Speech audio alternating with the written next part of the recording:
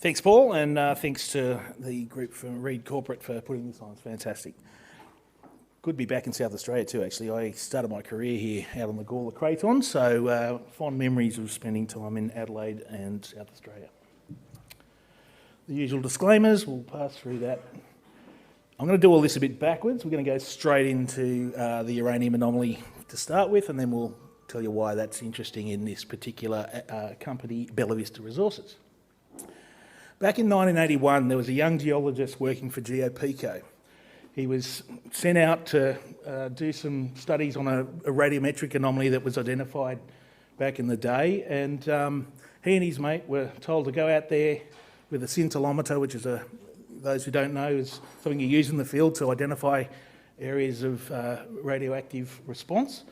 And he spent about a week up there. They had access to a helicopter, and it was coming into summer, so it was getting pretty hot. Now, they took about 16 samples of those. Quite a few of them came back with some quite strong results, up to and including that 0.14% U3O8 result. Now, that geologist happens to be Dr. Julian Hanna, who went on to become Western Area's Managing Director all these years later. So this probably was his first job out of university, working up here in this part of the world. And that sort of reflects a bit what's happened up here. Is there's been this huge gap in time of exploration in this Edmund Basin. The Edmund Basin sits between the Yilgarn and the... Sorry, I'm just going to go forward a slide. It sits between the Yilgarn and the Pilbara in Western Australia. So it's about the size of Victoria, but it's been one of these areas a little bit underdone in WA because we've got the Yilgarn and the Pilbara that's full of iron ore, gold and nickel. This sort of was always a bit of an outlier. So it's great to be back up into that part of the world. And this particular uranium target is the sort of thing that's been sitting there in plain sight for 30 odd years, and we're the first group to be back up there looking at these systems. We're specifically talking about this uranium because we actually think it is something a bit more like what you guys have here in South Australia, being probably feeding off an IOCG system at depth. I'll go through the details on that next slide, but the key point is the age of the sediments in this part of the world are about the same as the Mount Isa district. The intrusions are about the same age as Olympic Dam, and then we've got a bunch of mafics that are age range between Nebo Babel, which is out on our South Australian WA border, and the Fraser Range, Nova Bollinger. So when you're looking for big systems and what we call elephant country, you're looking for systems that have the right ages of the right mineralisation. So we'll just flick to that next slide, and the key point with this is we've just tested a very small area here, 2.5 k's of that 30 k strike. It is obviously hosted in a sediment, but what's really interesting for us is a bunch of structures that control it. Now, if you don't know too much about what happens here in South Australia, every one of these IOCGs sit on a northwest structure. So northwest structures are really important, and what we're seeing is anomalism wherever there's a northwest structure. So again, early days stuff, but this is the point. And kind of the elephant in the room for us a little bit is this is in Western Australia. And at the moment, sure, we can go and explore for uranium, but we can't mine it. So that's a key point for us, is a change in view at the decision maker level will mean that there's an opportunity here, and we've got walk-up drilling targets and the ability to really knock it out of the park. So again, we'll just go back to this slide, sitting between the Pilbara and the Yilgarn. Basin deposits, same age as Mount Isa. Granites, same age as Olympic Dam, and our mafics, Nebo Babel thing. Really important as geologists while we're exploring to be in those system areas. So when looking for elephants, you must look in elephant country. Now, speaking of elephants, this company listed in May 2022, so we're 2 years old. We had effectively a two-year program and budget we must do as part of our IPO process, and a lot of that went into this particular project called Brumby. Brumby was first identified by CRA in 1999, and 1996 through to 1999 they worked it. They drilled about 30 holes into this thing. Half of those didn't make it to depth, and they thought they were looking for a SEDEX system, a bit like Century or Mount Cartha River up in the Northern Territory.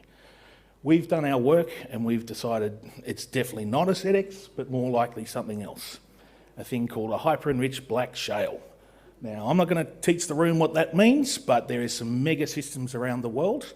And again, for context, just have a look at the scale of this thing. It's about what we know so far, 30 square kilometres, flat dipping, flat plunging. If we go up to the top corner there, 7 kilometres. So if we, from here to some on the other side of Malvern is the width, and then from here out to Glenelg is about the length. So that's the size of this system. So it's full of zinc, vanadium, moly, nickel, copper, even gallium, rare earths, silver. So they're a massive sink of metal, and the trick then comes down to how do you get the metal out economically. They exist all over the world, not so much in Australia. We do have the Eastern Oil Shale Belt on the east coast, which includes the Mount Isa district, but some of the big ones around the world, the Congo Basin. Talvivaara is an operating mine up in Finland, and then you've got the Kupferschiefer is another big one in Europe. So the key point with these things, this is huge, so it's probably not the right space for a junior to be exploring. So our key with this one was to understand it early, and then we've put all that together as an information memorandum, and we're now seeking funding and development partners. And when I say that, we're talking to the big boys, anywhere from BHP down South 32, MinRes, to look at this, because we see it as a long-lived opportunity, basin scale, get the met right at Brumby, and then you've got billions of tonnes to work with. It'll be a bit like opening up the Pilbara, opening up to iron ore. It's that sort of scale. So the opportunity for critical and base metals in this area is at that level.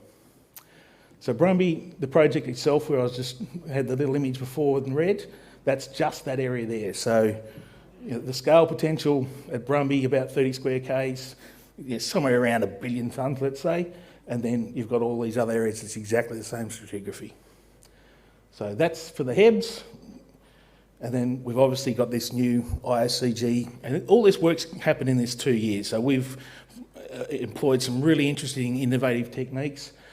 We've employed high-quality contractors to do our work for it, geophysicists, geochemists, to make sure that we can get to the answer quickly, so we're not spending shareholders' money on mega projects we know we can't move forward with at a point in time. So then it comes back to our company, and you'll see a few names there that are familiar. So Steve Parsons, Mark Clark. So Steve started Bellevue Gold, he's now Firefly. Mark Clark is Capricorn Metals. So these are gold bugs that were looking for a base metals opportunity. We are that opportunity for them. So the company structure's tight. The top 4 shareholders there, Mike and Kim Massey, also there with big shareholding. So they own about 32% of the company. Top 20 is 55%, and there's some big names in there as well. And the structure's really, really tight. Now, that's hard to buy shares, but for us that are in the tent, we're more than chuffed that we can go to money when we need it for the right project or whatever else we're looking for. So you'll see some familiar faces there as well. Carl, obviously CFO at a few in our group, and the group of companies, you've seen MITA this morning, Firefly will be up in a couple. We're all together as a bit of a group of companies, so we share resources, which means we don't spend a lot on overheads, but we also have this fantastic group of geologists that we can tap into for knowledge. Actually, Natalia's in the room too, so she'll be manning the booth if you want to come and ask some geology questions.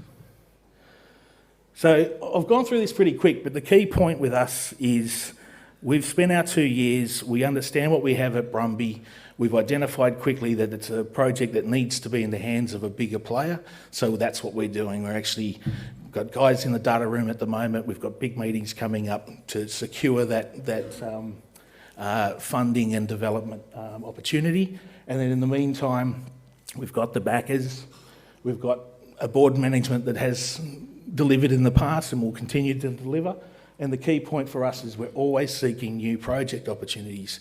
Now, just for the context of that is MITA Mining, that went in January last year, Firefly went in late last year. Both those companies have doubled in share price since the raise and since the acquisition. That's where we sit. So we're the next cab off the rank. We're probably around about what our bottom value can be. So the downside's very limited, but for us it's the upside and that ability to get to projects that are going to knock it out of the park, and we can raise the money to do that. So that's the Bellavista story. Thank you.